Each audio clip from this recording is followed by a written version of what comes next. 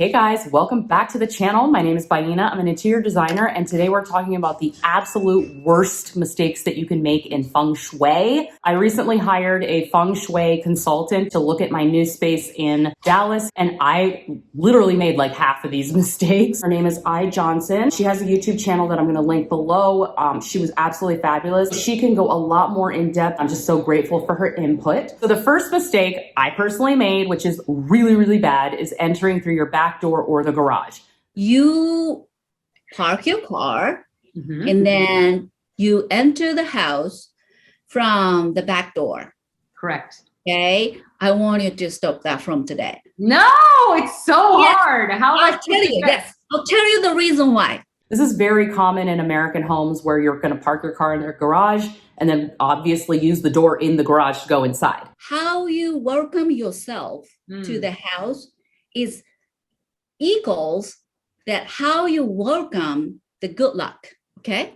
Okay. You understand? Yeah. Which she told me, no, girlfriend, you cannot do that anymore. Honestly, I was devastated. She said in order for the good energy to know where to go, you don't want to confuse it. So you need to enter through the front door of your home. Because I was never entering through my front door, my living room was kind of a place where I was putting packages. I wasn't really using that much. I had my TV in my bedroom. Since I just moved in, I don't have like a lot of furniture. So I decided to give it a shot and I started entering my home from the front door. And you know what I did when I walked in that front door? I noticed how horrible it looked. I was like, oh my God, we need to focus our energy now that we finished the kitchen on decorating this living room because this is not okay. And then let's pretend you are from now on entering your house from the front door, right? The official front door.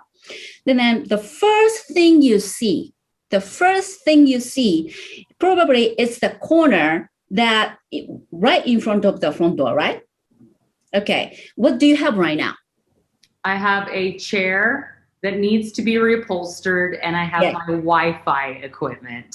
Good. So, the first thing you want to do is try to make the welcome corner for the good energy for yourself too. Yeah. Okay. So she got even more specific than I did. So the welcoming corner is the wall exactly right in line with the door. I was considering it the entire width of the wall. She's like, no, when you open the door, directly the first part of the space that you see, that needs to be amazing. I have since put drapes up, got a new sofa, coffee table, like it's all coming together just from someone telling me you need to focus on this area. Okay, so let's talk about bed placement. That's extremely important in interior design. It's also important in Feng Shui, especially if you want to attract or maintain positive love relationships in your life. Let me first give you a little analogy, okay? When a dog is getting ready to sleep, they do their little twirl, and then they wrap themselves up into a little cute little ball. And that is because on an instinctual level, they are actually protecting the most vulnerable part of their little cute bodies, which are their internal organs. We have that same instinct built into us as human beings. And so you want to sleep in the most powerful position in your bedroom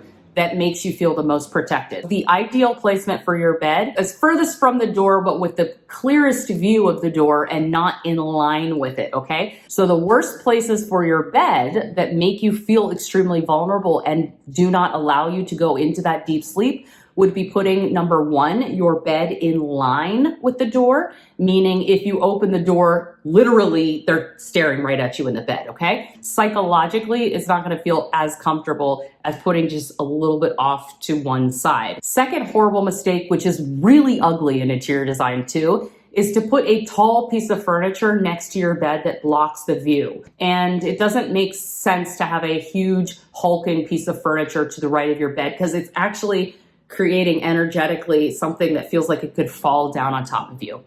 And then the last one is probably my most favorite example. This is truly horrible, is to put your bed next to the door. So literally like your head is next to the door.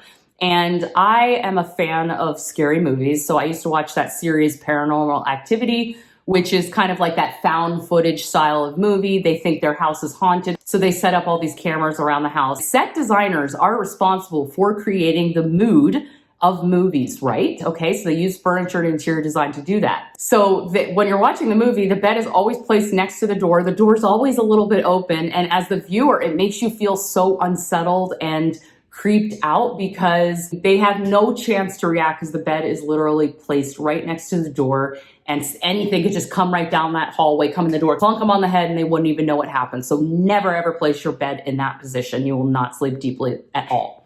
Next common Feng Shui mistake, which is probably going to be controversial in this video, is having any kind of clutter under your bed. We need negative space, okay? For things to look beautiful and feel balanced in a room, you need to have negative space. So sometimes you want to see under your furniture and you want to keep that energy clear. So never put things under your bed. Don't store things under your bed. If you're not using them very often, you probably don't need them. As soon as she told me to remove my TV from the bedroom, I was absolutely devastated because, hello, I want to lay in bed and like watch movies. And that's what I was doing. I was spending all of my time in my bedroom because that's the only room I had the most furniture for in this new space.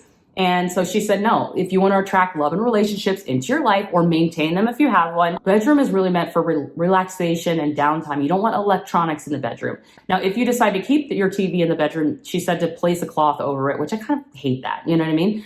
So I decided to take her advice. I moved my television out of the bedroom and into the living room. And that also promoted by combining me walking into the front door and now having the television in the living room. It's actually really gotten my design project moving forward because I started spending more time in that space. And then obviously I started decorating it. Okay. Now I moved into this place and there's literally, I think 15 windows in this one bedroom apartment. That is a lot. So it has taken me some time to find the appropriate window treatments to dress all of these windows. That's also kind of a huge cost. But she said, since one of your goals is love and relationships, you need to prioritize that, okay? And so I basically went ahead and got drapes, and it has completely transformed the energy of the space. But the other thing in my room that was a huge mistake is that there are 2 huge windows at the foot of my bed, and not having any window treatments on there. She said it's like you're like a vulnerable baby when you're sleeping and the whole world is like watching you when you don't add that layer of softness and protection. So you want to prioritize your drapery in the bedroom if you don't have anything on your windows right now. And so in the center of your room, it kind of represents self and health, okay? And it's kind of the chi. The chi is like the energy of the room, right? So when you don't have anything in the center, you're actually, in a way, neglecting the heart of your home, the health in the center of your entire space. So you want to make sure that you use either like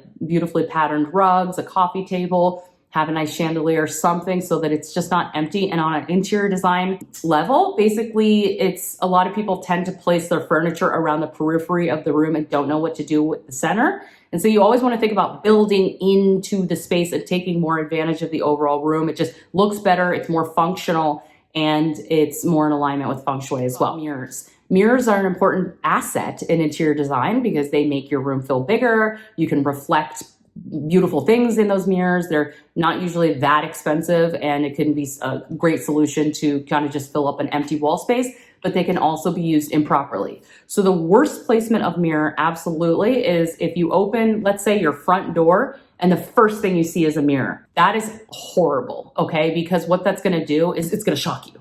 It's gonna shock you a little bit because when you're opening a door, you're not expecting to immediately see your reflection. Now, if it's kind of further down the hall and a little angled, that's okay. But it would be wiser to put that mirror off to one of the sides because it's just shocking to be met with your own reflection when you're not expecting it. You also want to make sure wherever you place a mirror, it's not reflecting anything ugly, a pile of clutter or like a bad view or something. You always want to make sure that it's reflecting something beautiful because you're doubling it. And that's why I didn't put a large mirror in my kitchen, because when I tried that, it was showing all the kitchen countertops, and I use that kitchen, okay? So it was reflecting dirty dishes in the sink, which you absolutely don't want. Next mistake is having an exposed trash can in the kitchen.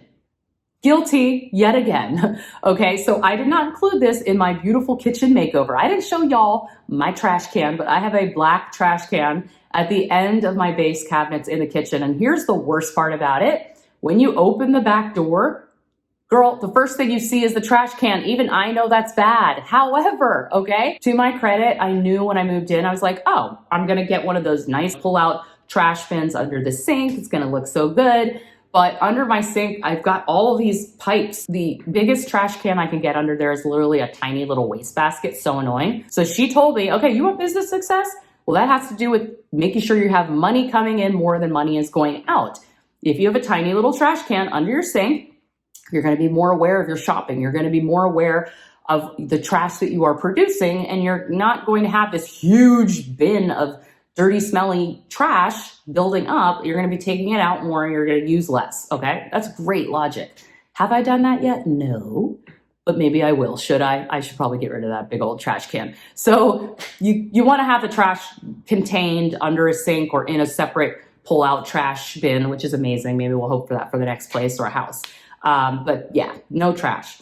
And then the last one is obvious, but I just need to repeat it because we constantly need to be reminded of this, even myself, and that is clutter. Having clutter in your home is not optimal in Feng Shui or interior design. It's annoying. It gets in your way. You can't feel as productive. I still am dealing with my closet in the front room because I've just got all these DIY projects and I don't have a garage, and I'm like, just having clutter is something that kills the entire vibe. One thing you can easily do is go into any room, scan around it, and notice if anything stands out as odd or you don't like it. Try taking it out of the room and see how it changes. I think Coco Chanel said it best. She said, when you get dressed, before you leave the house, remove one accessory. The same thing is true for interior design and for Feng Shui. Take it away. If you don't need it, if it's not adding to your life, if you have multiples, if it's seen its time, let it go, because you want that energy to flow and it'll just make your whole life and your home more beautiful.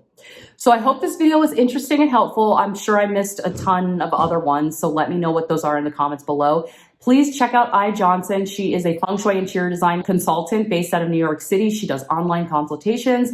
I'm going to work with her again and go a little bit more into depth because she looks at the direction of your home, your birth date, Feng Shui elements, all of that great stuff. And I also felt like working with her, I was able to feel like what my clients feel like whenever they hire like me to help them with the style session. Like I was excited, a little bit scared. Then she told me all the stuff that sort of new. She's told me some new things too. Then I was a little bit depressed because I was like, oh God, I was making all these mistakes and now I have to fix it. But ultimately, my home has improved significantly in 30 days because she pushed me to do what I kind of already needed to do, and my living room is already coming along beautifully. Can't wait to show you my new sofa and all my new things. Follow me on Instagram because I share that before I'm able to make the YouTube video. If you just want like a deeper insight, just see me on a daily basis. And I hope you guys like the video, like and subscribe, and I will talk to you soon. Bye.